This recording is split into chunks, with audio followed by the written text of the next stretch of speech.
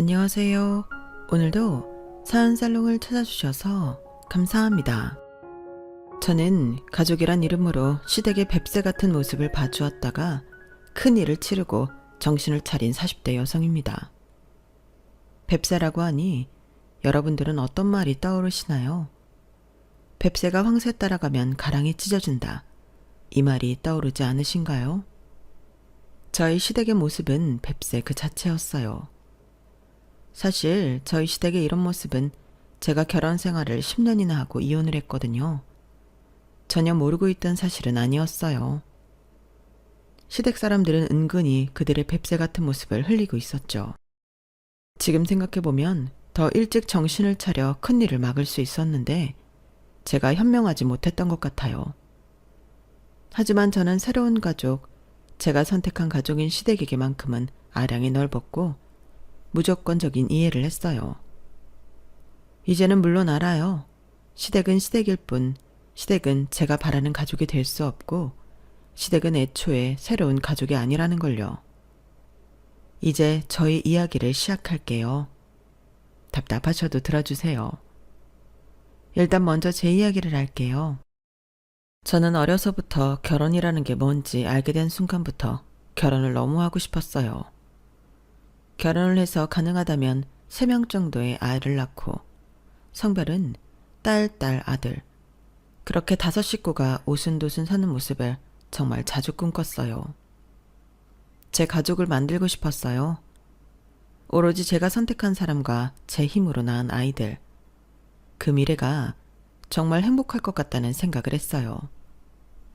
그러니 제 꿈은 늘 결혼이었죠. 그럴 때도 있었어요.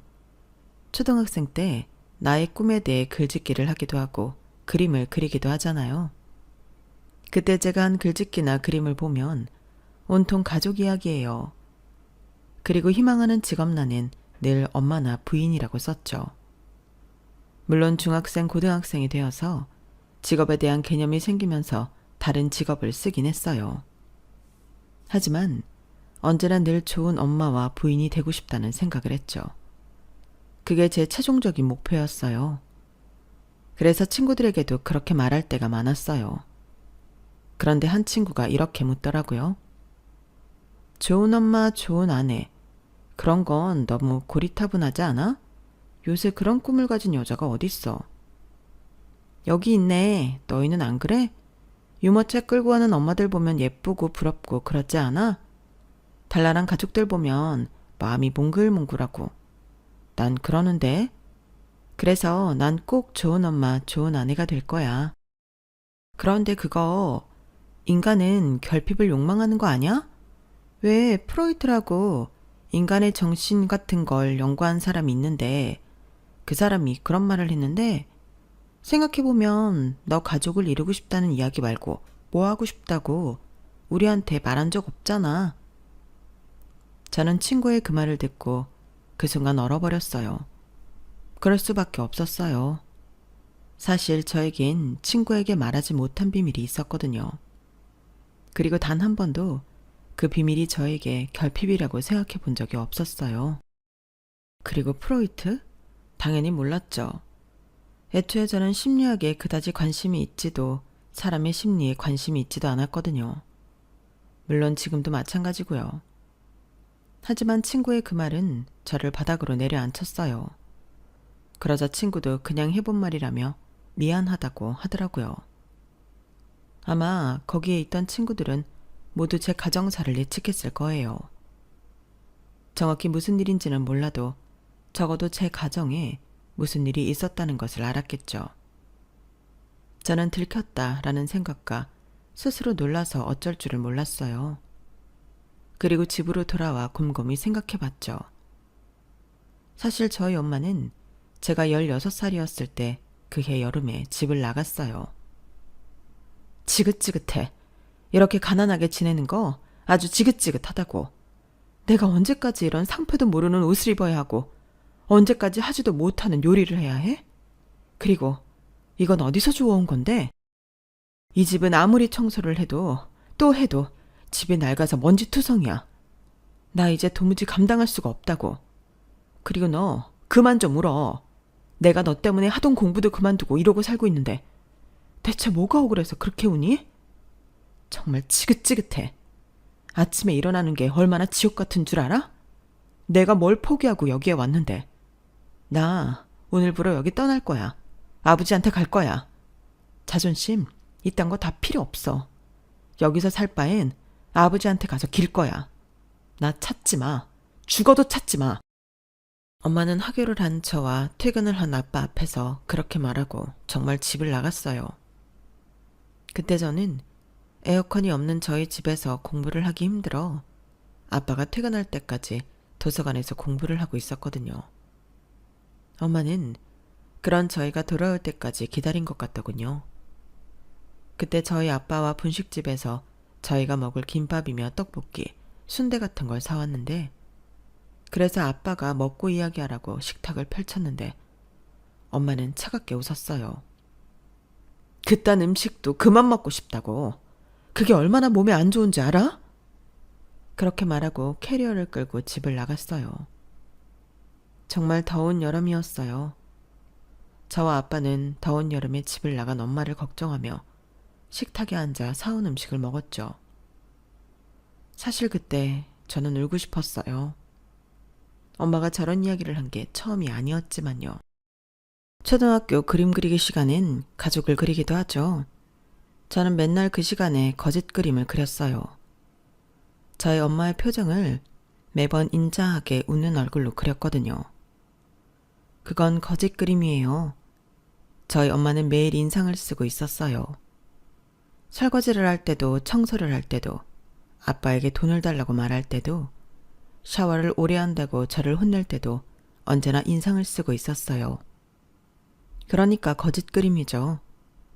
하지만 있는 사실대로 그릴 수는 없었어요. 어떻게 사실대로 그릴 수 있겠어요? 그리고 나중에 제가 하찮다라는 단어를 알게 되면서 엄마는 저희 아빠와 저를 하찮게 봤다고 그래왔다는 걸 알았죠. 저는 엄마와 단둘이 집에 있는 게 힘들었어요. 엄청 긴장했거든요. 중학생 때보다 어릴 땐 엄마의 관심을 끌려고 앞에서 춤도 추고 그랬던 것 같은데 초등학교 고학년부터는 눈치만 봤어요. 엄마가 터지지 않게, 만두처럼 터지지 않게 조심해야 해. 늘 그렇게 생각했죠. 하지만 그렇게 행동한다고 미숙한 어린아이가 완벽했을까요? 늘 엄마는 만두처럼 터져서 저를 나무랐어요. 그것도 일상이라면 일상이었죠. 그리고 아빠가 오면 타겟은 아빠가 되었죠. 늘 그런 식이었어요. 그러다 보니 저는 대체 엄마가 왜 아빠와 결혼을 했는지 이해할 수 없었어요. 하지만 매번 아빠에게 물어보지 못했죠. 어마어마한 사실을 들을 것만 같았거든요. 이를테면 저를 가져서 어쩔 수 없이 사랑하지 않는 두 사람이 결혼을 했다는 흔한 이야기요. 그 이야기를 들을까봐 겁이 났어요. 그렇게 묻지 못한 상태로 엄마가 집을 나갔죠. 엄마가 집을 나간 건 그때가 처음이었어요.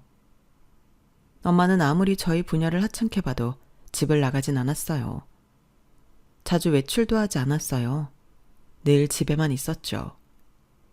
때로는 친구가 없나 싶기도 했어요. 하교하는 길에 보면 아줌마들이 모여서 차를 마시고 그러잖아요. 저희 엄마는 그런 게 없었죠. 생각해보면 엄마가 웃는 얼굴을, 편안한 얼굴을 본 적이 없는 것 같아요. 늘 인상을 쓰고 늘 윽박지르고 그랬죠. 그래서 엄마가 집을 나간 그날 저는 아빠에게 물었어요. 아빠, 엄마랑 왜 결혼했어? 엄마는 아빠를 사랑해? 그럼 당연하지. 당연히 사랑하지. 지금은 아빠가 너무 못해줘서 못나서 그러는 거야. 너희 엄마가 얼마나 착한데 그걸 네가 쏙 빼닮았고 다 아빠가 잘못해서 그러는 거야. 너는 아무 잘못 없고 그러니까 이거 빨리 먹어. 사랑하는데 어떻게 한 번을 안 웃어? 아빠 보고 웃는 거 나 한 번도 본 적 없는데 아빠는 엄마 웃는 걸 본 적이 있단 말이야? 당연히 있지. 얼마나 잘 웃었는데. 말도 안 돼. 엄마가 요새 너무 힘들어서 그래. 엄마 여기에 가족도 없고 친구도 없잖아.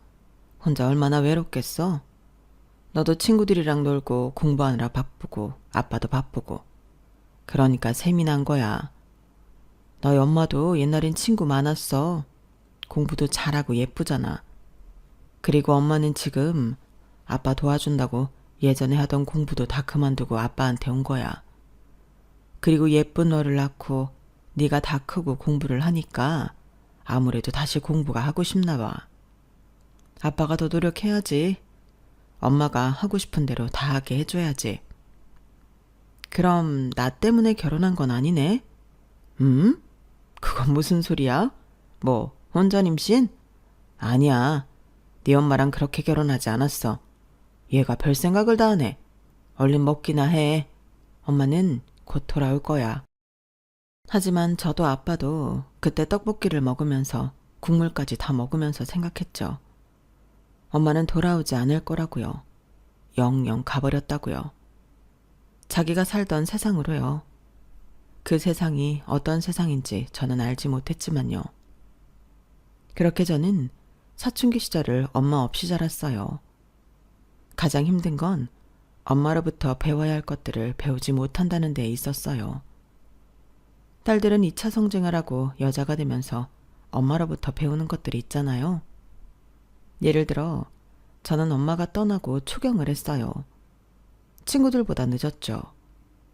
집에서 초경을 확인했는데 저는 집에 있던 아빠가 아니라 옆집에 살던 친구에게 가서 어떻게 해야 하냐고 물어봤어요.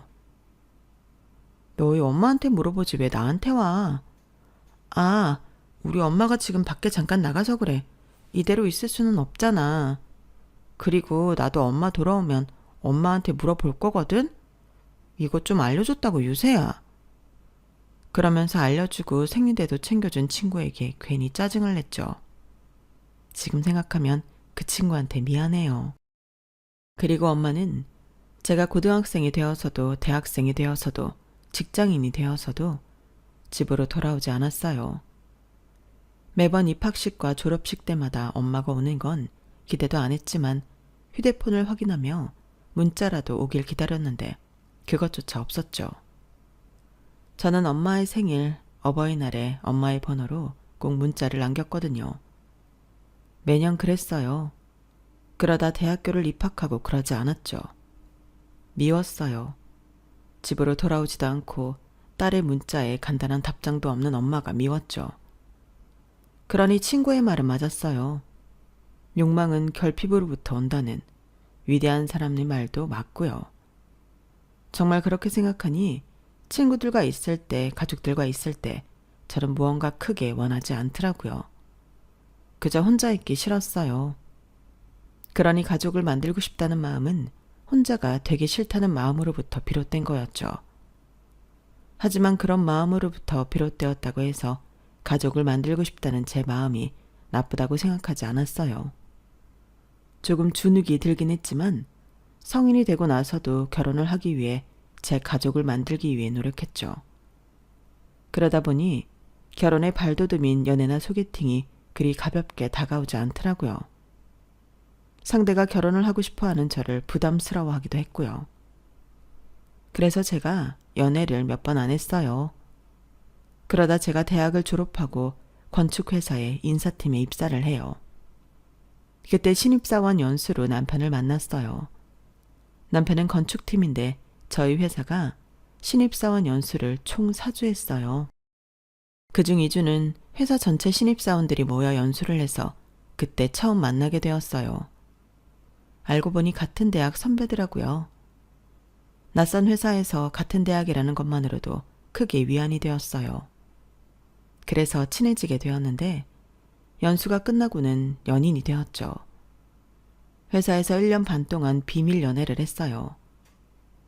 같은 대학 동문이라는 방패가 있어서 그런지 알면서도 모른 척 해주신 건지 연애 사실을 들키지 않았어요.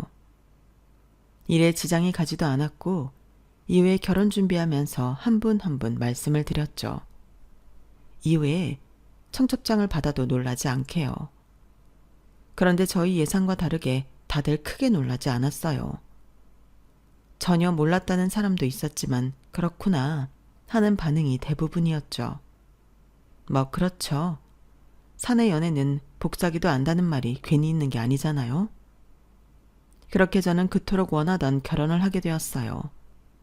그런데 제가 이 남자와 결혼을 하게 된 이유가 궁금하지 않으신가요? 남편은 정말 검소해요. 카푸어라고 하죠. 차는 무지하게 비싼 걸 타면서 실상은 배골 꼬다니는 사람들을 말하잖아요. 그리고 욜러요. 인생은 오직 한 번뿐이라는 말의 약자가 한때 유행했잖아요. 남편은 그 두 단어를 극혐하는 사람이에요. 인생은 건축적으로 살아야 한다고 건축쟁이답게 그런 말을 자주 했어요. 건축이라는 말을 참 좋아했어요. 그만큼 남편은 절약하고 성실하게 하나씩 쌓아 올리는 걸 좋아했어요. 그래서 주식이나 도박에는 눈길도 주지 않았고요. 복권도 사지 않더라고요. 사람이 한 방울 노리면 썩는 법이야. 그런 말을 하더라고요. 그래서 이 사람과는 결혼을 해도 되겠다 싶었어요. 그리고 제가 남편과 함께 재미로 타로를 봤거든요. 참 좋은 운명이네요. 여자분은 거목이지만 물이 없고 남자분은 가시나무인데 물이 많아요. 물을 주고받으면서 서로 상생하기 좋은 운명이에요. 그리고 여자분, 1년 뒤에 결혼할 거라고 하네요. 축하드립니다. 그 이야기가 제게는 농담 같지 않았어요. 제가 좀 융통성이 없거든요. 거목이라는 말이 딱 맞게 말이에요. 반면에 남편은 가시나무의 가지처럼 많은 선택지를 만들어 놓고 우선순위도 정해놓은 사람이라 제게 도움을 준 적이 한두 번이 아니에요. 그리고 남편이 될 사람에게 저의 가정사를 말하지 않을 수 없어 털어놓았는데요. 저는 이야기를 하면서 도중에 그만둘까, 농담이라고 할까 이런 생각이 수없이 들었어요. 하지만 남편은 표정 하나 바뀌지 않았어요. 저를 쳐다보지 않고 계속 이야기를 들었죠. 그리고 제가 이야기를 다 끝내자 제 눈을 똑바로 보더라고요. 그래? 그래서 네가 성숙하구나. 다른 또래에 비해서. 다 먹었어? 그럼 일어나자. 커피 마시러 갈래? 저는 좀 충격적이었어요. 대체로 이런 말을 들으면 저를 동정하지 않나요? 그런데 남편의 얼굴과 말엔 동정은 전혀 없었어요. 하지만 오히려 그런 점이 저에게 크게 와닿았어요. 이상하게 감동했다고 할까요? 제가 불행이라고 여긴 일들을 일상처럼 대해줬으니까요. 다행히 남편도 저와 결혼 생각이 있어서 저희는 차근차근 결혼을 하게 되었어요. 그런데 상견례 때 예상하지 못했던 일이 벌어졌어요. 지금 생각해보면 제가 너무 안일해서 벌어진 일이기도 해요. 시어머니가 아빠 옆자리가 비어있는 걸 보고 제게 묻더라고요. 어머니는 안 오신 건가요? 그 말을 들은 제가 무심코 남편 얼굴을 봤는데 남편이 저를 의아하게 보더라고요. 저는 그 순간 아차했어요. 저희 부모님이 이혼을 하지 않았거든요. 그리고 남편에게도 그렇게 말했고요. 그러니 시댁에선 이혼을 하지 않은 서류상 친모인 저희 엄마가 당연히 올 줄 알았던 거예요. 제가 무척 당황했어요. 아무 말도 하지 못했죠. 그리고 저희 아빠가 당황한 제 손을 잡았어요. 아, 지영이 엄마는 이 자리에 안 올 겁니다. 그리고 결혼식에도 안 올 거고요. 저희가 별거 한 지가 오래지만 사실 이혼한 것과 다르지 않습니다. 이 말씀을 제가 먼저 드렸어야 했는데 죄송합니다. 아니, 결혼식에도 오지 않는다고요? 아무리 별거를 오래 했어도 하나뿐인 딸 아닙니까? 결혼식 부모석에 빈자리에 있는 거 사람들 입에 오르내리기 좋습니다. 웬만하면 두 분이서 이야기해 오라고 하는 게 좋지 않겠습니까? 딸이 하나라고 들었는데 너무하시네요.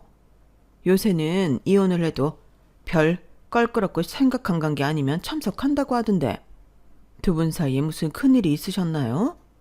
그런 이야기는 제가 아들에게 듣지를 못해서. 지영아, 무슨 일이 있었니?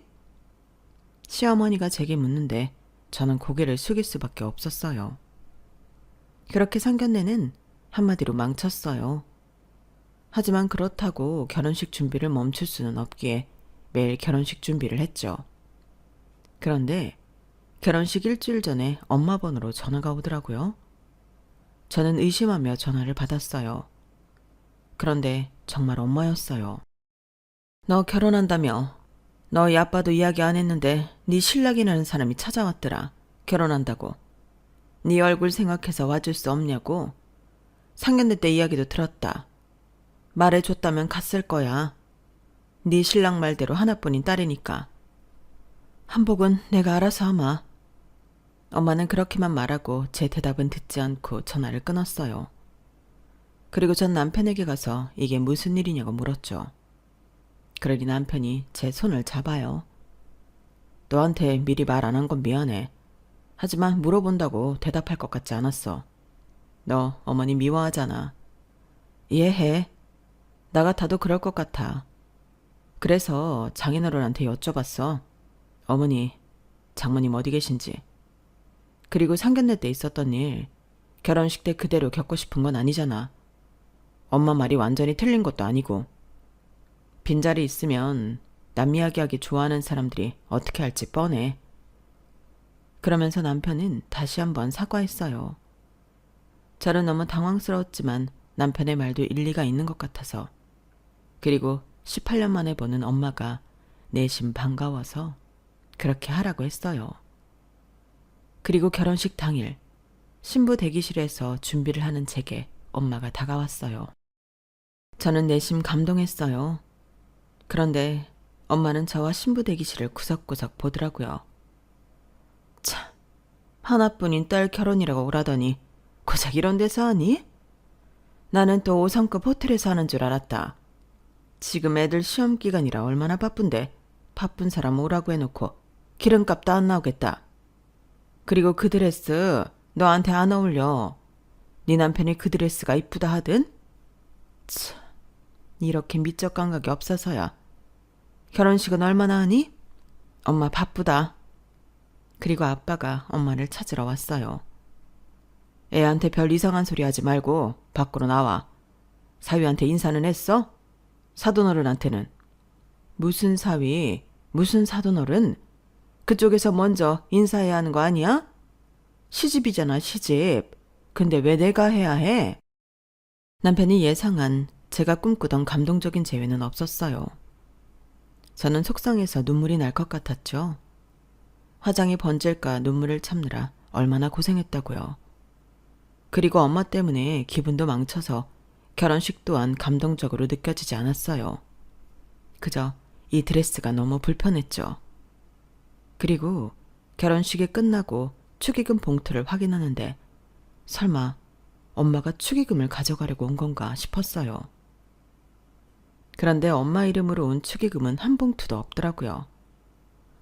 그건 그것대로 서운했죠. 그래도 딸 결혼식인데 아무한테도 안 알렸구나 싶었어요. 그리고 남편이 봉투를 정리했어요. 장인어른 이름으로 온 건 장인어른 드려. 그리고 우리 엄마 아빠한테 온 건 내가 드릴게. 그리고 당신한테 온 건 당신이 갖고 나한테 온 건 내가 갖고. 그래도 돼? 안 될 게 뭐가 있어. 우리 결혼식 비용도 다 냈고 나머지도 뭐 쪼달리지 않잖아. 이러는 게 마음이 편해. 하긴 남편의 말도 맞았어요. 신혼여행 비용도 다 냈고 전세 대출도 저희 월급에 부담스러운 정도도 아니고 가구할부도 마찬가지였고요. 그래서 그러라고 하고 아빠에게 봉투를 주니까 아빠가 저보고 비상금으로 쓰라고 하더라고요. 그래서 그 돈을 다시 남편에게 줬어요. 아빠가 우리 쓰라네? 시부모님은 가져가셨어? 여행 가신다네? 남편이 얼버무리는 게 좀 이상하긴 했지만 전 별 의심을 하지 않았어요. 저는 그저 남편과 함께 가정을 이루고 시댁이랑 새로운 가족이 생긴 게 좋았거든요. 저는 정말 잘 하려고 노력했어요. 시댁에 자주 찾아가 이런저런 이야기도 하고 저희 시부모님이 올해 주유소를 했거든요.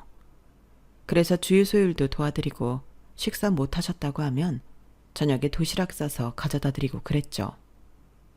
그리고 제가 차를 바꿀 때가 되어서 도련님이 자동차 딜러거든요. 그래서 도련님한테 차도 바꾸고요. 그러니 시부모님도 정말 좋아하셨어요. 그러던 어느 날 시부모님이 제게 이런 말을 하더라고요. 야, 이런 거 할 필요 없다. 우린 그냥 사 먹으면 돼. 날도 추운데 주유소가 얼마나 추운 줄 아니? 그러니까 차라리 우리 집 가서 아영이나 좀 놀아줘라. 아영이는 신우이를 말해요. 저희 남편 바로 밑에 동생이요. 남편에게 듣기로 신우이는 영분과 박사까지 땄다던데 직장이 없어요. 제가 시댁에 가도 문을 반만 열고 인사만 꾸벅한 뒤에 들어가요. 성격이 내성적이고 그런 건 아니에요. 막상 말하면 잘하거든요. 시부모님께 말하는 걸 들어도 그렇고요. 그런데 왜 직장을 안 구하는지 알 수가 없어요. 아무튼 시부모님이 부탁하셔서 가끔 시댁에 가서 신우이 밥도 해주고 같이 이야기도 하고 그랬어요. 그리고 저한테 첫 아이가 생겼어요. 아들이었어요. 딸 아들을 원했지만 아들이어도 좋았어요. 그리고 그 아이는 무탈하게 태어나 첫 돌이 되었죠. 저는 돌잔치를 하려고 장소를 알아봤어요. 시어머니하고 같이요. 그런데 시어머니가 차를 타더니 말했어요. 34세 낳았으니 둘째는 정말 노산이다. 아니, 34도 노산이야. 너 둘째 가지려면 금방 낳아야 한다. 어쨌든 그러니까 길을 잘 받아야 해. 좋은 데서 돌잔치 해. 내가 돈 대줄 테니까. 지금까지 본 데는 너무 초라하다. 좋은 기가 달아나겠어.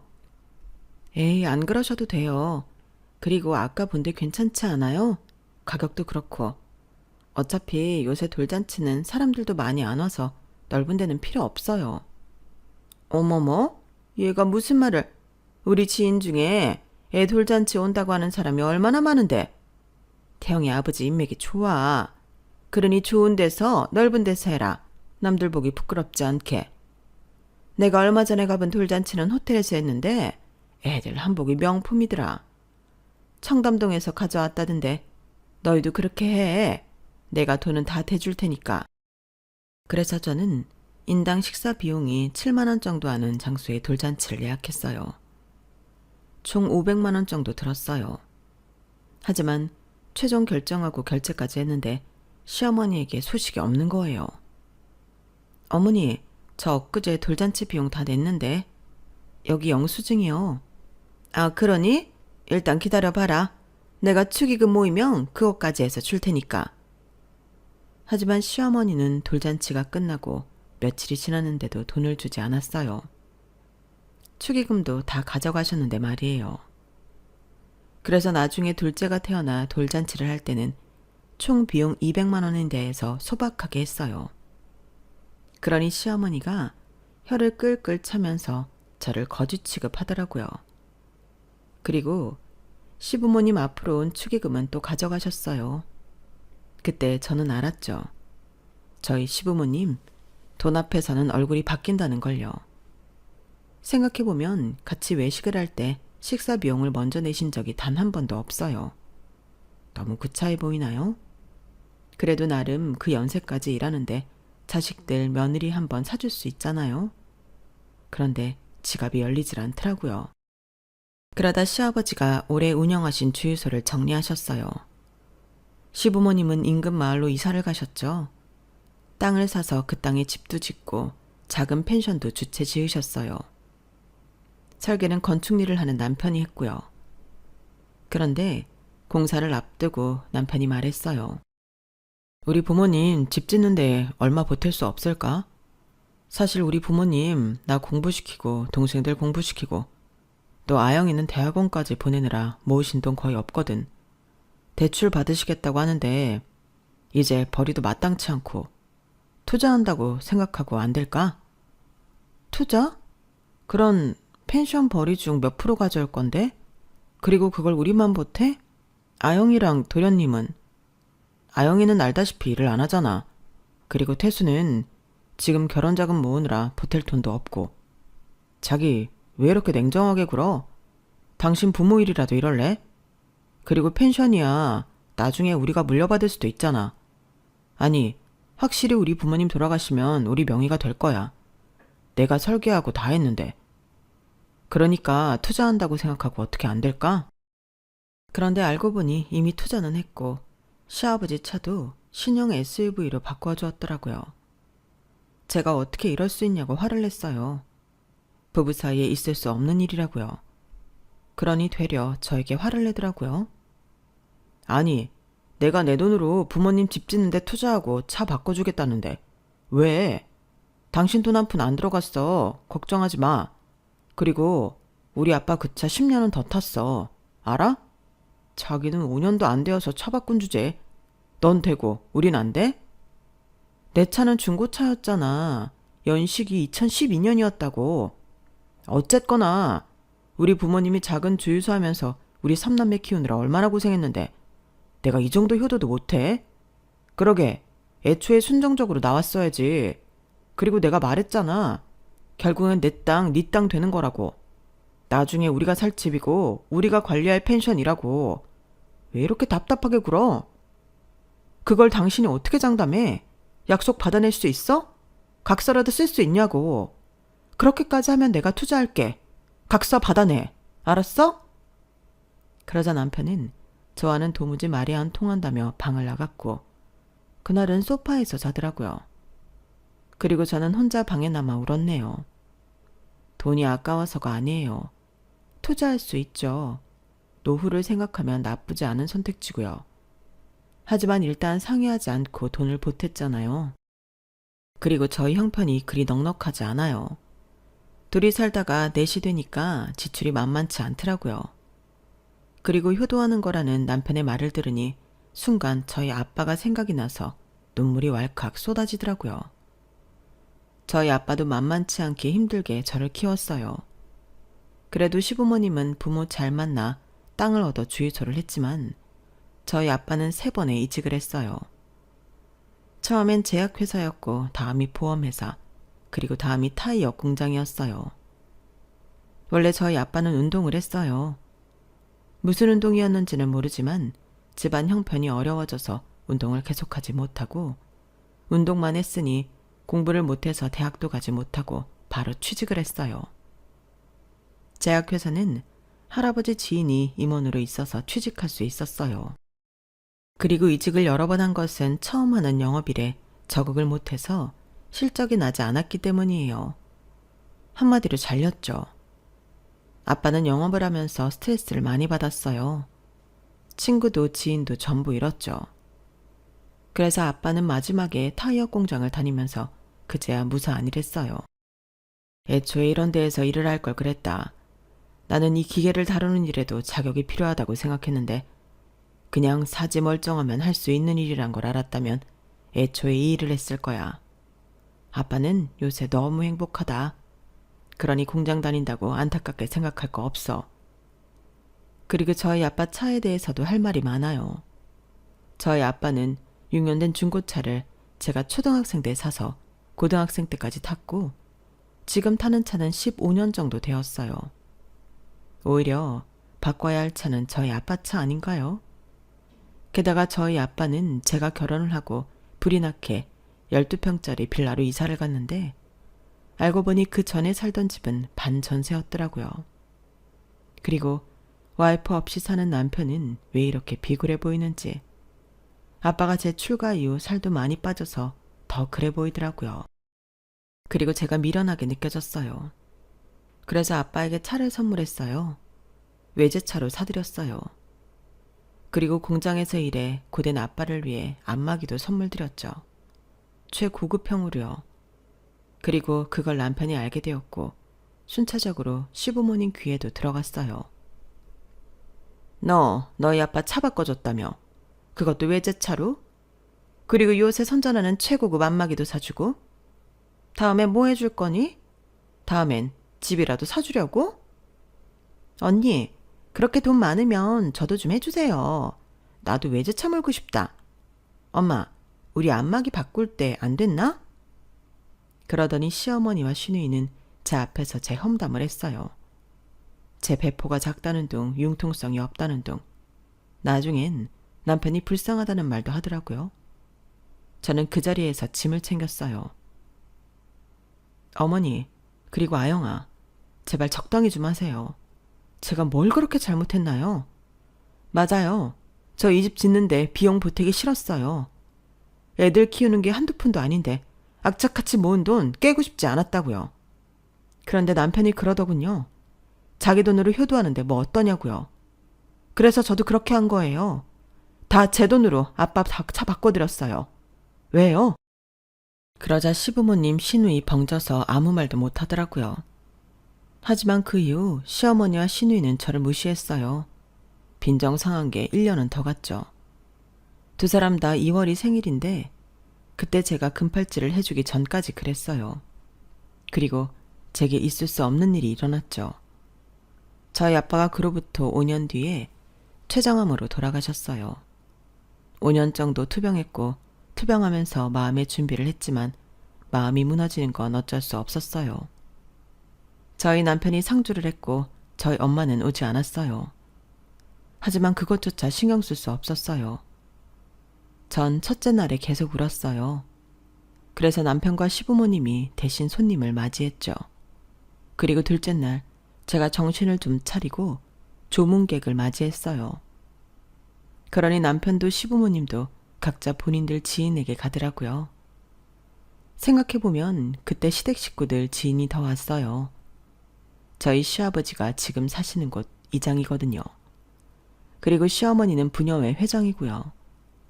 첫째 날에 시부모님이 휴대폰을 손에 놓지 못하더니 반이 시댁 손님이었죠.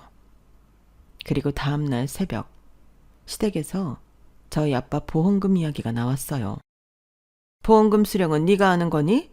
아니면 아직 이혼 안 한 너희 엄마가 아는 거니?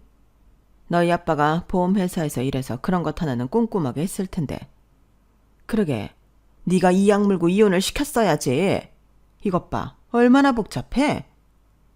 그러게, 뭐 대단한 부인 노릇을 했다고 보험금 다 못 받으면 참. 언니, 엄청 배 아프겠다. 그리고 남편조차 저에게 보험금에 대해 묻더라고요. 아, 그리고 차도 빨리 팔아라. 최대한 빨리 팔아야 돈이 되는 거야. 그리고 네 아빠 살던 집은 어떻게 하니? 설마 그것도 네 엄마한테 가는 건 아니지? 아유, 이래서 가정사 복잡한 애들은 가족으로 두는 게 아니라니까. 유서도 없다니? 시 끝나면 곧장 너희 아빠 집으로 가서 살펴봐. 저는 정말 치욕스러웠어요. 이런 대접까지 받아야 하나 싶었죠. 그런데 시어머니가 이런 말도 하더라고요. 그리고 미리 말해두는데 우리 집의 이름으로 온 조의금 봉투는 우리한테 줘야 한다? 내 아들 손님 것도 빼놓지 말고. 그러기로 했으니까. 엄마, 적어도 300은 되겠는데? 아니 여보 무슨 소리야. 우리는 겹치는 지인도 있는데. 겹치는 지인? 웃기지 말아라. 너 나중에 애들 크면 회사 그만두게 될 건데 그럼 우리 아들 지인인 거 맞잖아. 사람이 멀리 봐야지. 안 그러니? 그리고 너 결혼할 때 축의금도 안 나눴잖아. 그때 우리 손님이 얼마나 왔는데 결혼식 비용으로 쓴다고 냉큼 가져가 놓고선? 네? 제가요? 그거 다 남편이 가져갔는데요. 어머님 드린다고 했어요. 그래서 저도 이게 어디서 거짓말이야? 이렇게 가족 사이에 믿음이 없어서 되겠어? 나는 이제 너를 온전히 믿을 수가 없어. 아니 어머니, 제가 대체 뭘 어쨌다고 그런 말씀까지 하세요? 믿음이요? 그렇게 따지면 어머니도 할 말 없죠. 믿음이 있는 가족이 그렇게 하나요? 어제 저 빼고 다들 호텔에서 쉬었잖아요. 저한테 묻지도 않고요. 그건 한 사람이라도 남아 있어야 하니까 그렇지. 이건 너희 아빠 장례식이잖아. 그럼 우리 중 한 사람이 남으리? 아니 아무리 그렇다고 해도 그건 아니죠. 그리고 아빠 돌아가신 와중에 보험금이요? 유산이요? 그게 가족으로서 할 말이에요? 저는요. 그때 누군가가 장례식장 안으로 들어왔어요. 바로 엄마였어요. 엄마가 검은 옷을 입고 신발을 아직 벗지 않은 채로 저희를 보고 있었죠. 이게 무슨 일인가요?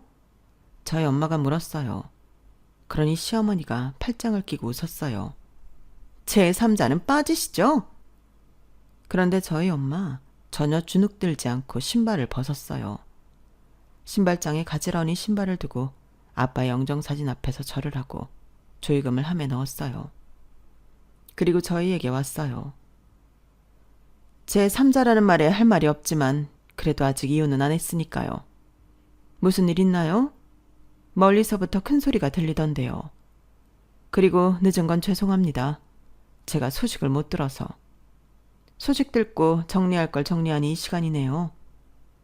엄마는 그런 말을 하며 시댁 식구들 앞에서 고개 숙여 사과했어요. 저에게 너무 낯선 모습이었어요. 그리고 제가 조용히 할 말이 있어서 왔는데 그냥 이 자리에서 말할게요. 오늘 너희 아빠 집에서 유언장 확인했다. 보험금을 너와 나 7대3으로 나누어 상속한다는 이야기랑 집도 차도 나에게 주겠다는 이야기가 적혀 있다구나. 그런데 나는 필요 없어. 나한텐 집도 있고 차도 있고 돈도 있으니 말이야. 그리고 나는 받을 자격이 없어. 네 아빠를 혼자 남겨두고 갔으니까. 그래서 나는 이 모든 걸 너한테 주려 한다. 변호사를 통해 서류를 보내마. 너는 거기에 사인만 하면 돼. 저는 엄마의 말에 무척 놀랐어요. 시댁 식구들도 놀란 건 마찬가지였죠. 그리고 엄마는 제게 제안 아닌 제안을 했어요. 그리고 너는 회사 그만두고 할아버지 회사로 가거라. 할아버지가 큰 도자기 회사를 운영하고 있다는 걸 내가 말했었나? 하지 않았더라도 가거라.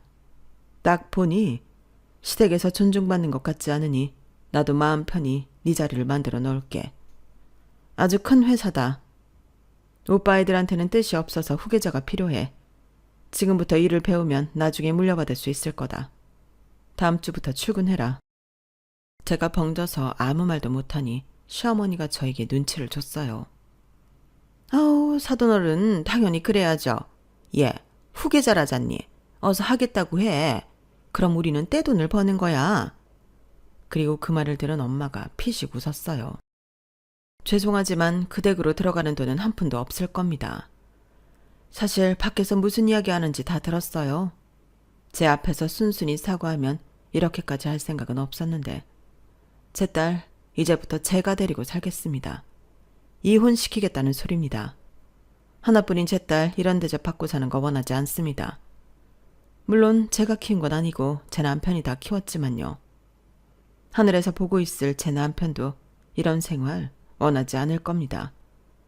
그러니 이제껏 챙겨주어 고맙다는 말은 하지 않을게요. 그럴 자격 없으니까. 댁도 저도. 그렇게 말하며 엄마는 시댁 식구들을 장례식에서 내쫓았어요. 너는 어쩜 남자 보는 눈이 없니? 날 안 닮았나? 그게 무슨 소리예요? 갑자기 와서 그런 말이 하고 싶어요? 그리고 아까 그건 대체 무슨 말이에요? 말 그대로야. 이해했으면서 뭘 묻니? 하여튼 넌 네 아빠를 닮아서 확실한 걸 좋아하지. 그러면서 엄마는 옛날 이야기를 해줬어요. 아빠의 말대로 엄마는 아빠를 엄청나게 사랑했다는 이야기요. 서로 부지런히 사랑했어요. 하지만 그건 저를 갖고 제가 태어나 목을 가누기 전까지의 일이었어요. 시간이 지나면서 엄마는 깨달았어요.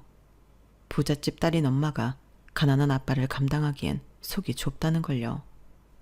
엄마는 좁은 집, 중고로 산 물건, 저렴한 것들 이런 게 마음 편히 받아들여지지 않았어요. 그래서 매일 짜증을 낸 거였어요. 그러니까 그를 사랑하지만 그의 주변을 사랑할 수 없는 자신의 좁은 마음에서 비롯된 짜증과 노여움이었죠. 그러다 참다 못해 집을 나간 거예요. 그리고 엄마는 그 점을 저에게 사과했어요. 택시에 올라 후회했지만 돌아갈 자신이 없었어요. 그렇게 엄마는 예전의 생활로 돌아갔죠. 학교로 가 박사학위를 따고 도예과 교수가 되었어요. 그러면서 아빠와는 가끔 연락을 했어요. 미안하다는 말을 가장 많이 했죠. 제가 눈에 밟힌다는 이야기도 했고요. 네 결혼식에서 그런 말을 한 것도 진심이었지만 또 어떻게 보면 진심이 아니었어. 내 하나뿐인 딸이 초호화 결혼식을 했으면 좋겠다는 마음과 차라리 혼자 살아서 내 고통을 겪지 않았으면 하는 마음이 섞였었거든. 그래도 그런 말을 한 건 미안하다. 상처가 되었다면. 그리고 장례식에 늦은 것도 미안해. 네 할아버지 아직도 정정하거든. 그래서 아직도 네 아빠를 미워해. 못 가게 하더라고. 결국엔 나왔지만.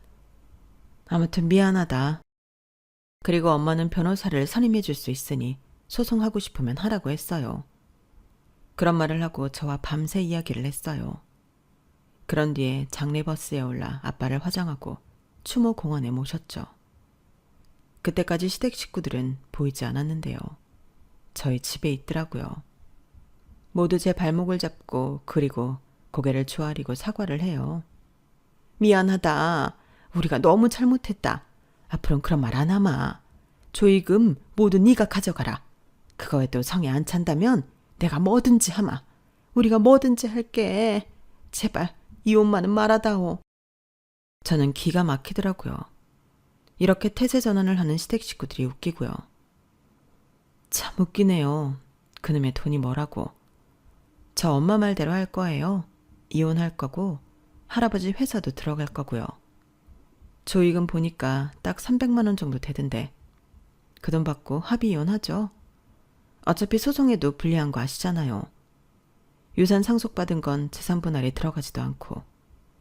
제가 알아보니 기여도라는 게 있더라고요. 그리고 저희 집이며 차며 적금이며 다 남편 명의인 건 아세요? 거기서 제 기여도를 따지면 제가 오히려 이득일 텐데요.